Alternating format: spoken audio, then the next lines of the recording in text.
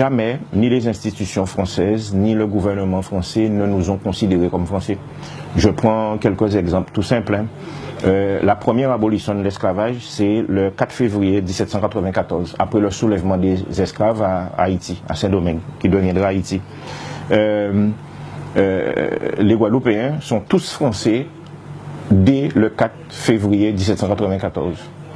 Et pourtant, en 1802, la République française va rétablir l'esclavage en Guadeloupe. C'est le premier cas de déchéance de nationalité et de remise en esclavage de Français par la République française.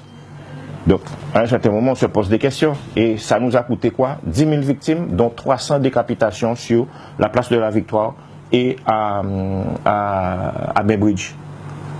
En 1848, la République va abolir l'esclavage une deuxième fois. D'accord? Et que fait la République? Elle va indemniser les propriétaires d'esclaves.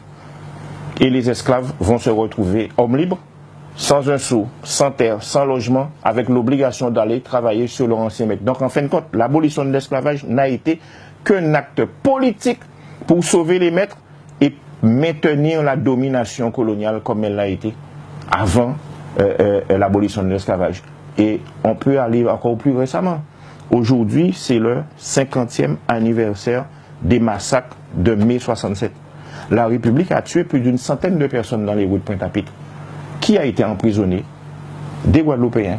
Qui a été décoré? Ceux qui ont tiré et le préfet qui a ordonné de tirer. Donc en fin de compte, la question, c'est pas de savoir si nous nous sentons français, c'est de se demander, mais est-ce que réellement la République française nous a déjà vus comme français? Et là, ma réponse est catégorique. Pour la France, nous ne sommes pas des Français, nous sommes des sous-citoyens, nous sommes, comme je dis vulgairement, des macaques de la République, mais en fin de compte, nous n'avons jamais été considérés comme des citoyens français.